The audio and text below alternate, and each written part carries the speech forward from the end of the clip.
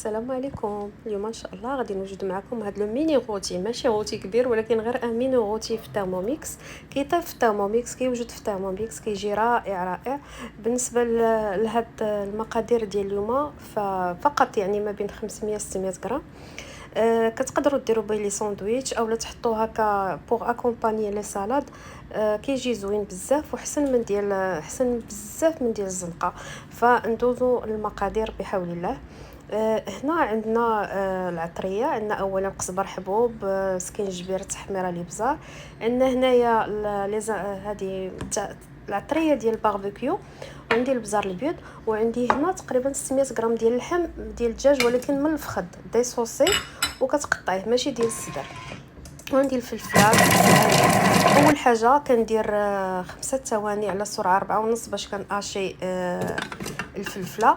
كنحط الدجاج وكنزيد عليه العطريه كامله، البزار كيف قلت لكم، تحميره، القزبر حبوب ضروري يكون في هذه الوصفه، وشويه ديال العطريه ديال الباربيكيو. بالنسبه لي انا هنا ما درتش الملحه لحقاش هذه العطريه كتكون مالحه.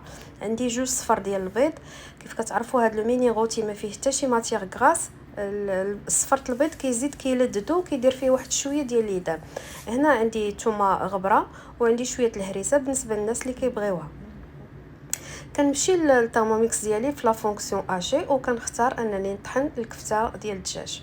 هنا كيعطيني 7 ديال الثواني على السرعه 6. يعني ترموميكس هو اللي تعطيك هذا. بغيتو تخليوه بحالي انا، يعني فيه طريفات صغيورين ديال الدجاج لداخل، خليوه. بغيتو طحنوه كفته كاريمون، يعني يجي بحال يجي فيوند اشي، كديروها. انا كيعجبني نخلي شي شويه ديال الطريفات ديال الدجاج باينين. هنا كنضيف سميتو الفلفله اللي طحنت في الاول، وكندير ليها 10 ديال الثواني على سرعه 3.5 غير باش تخلط ليا. انا ما حاجتيش طحن الكفته، طحن الفلفله، يعني بغيت يبقى بحال اللي كتشوفوا هنا قدامكم، يعني دوك طريفات الفلفله كيبقاو باينين.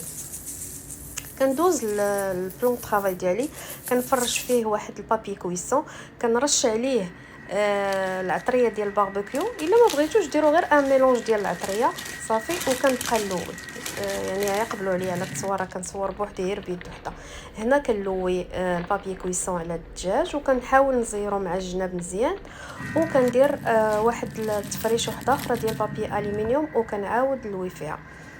كنحطوه في الفاغوما وكندير الماء يطيب في البويوار ديال الثرموميكس، كنديرو حتى كيطلق ليا، يعني كيطيب الماء مزيان في المقراج.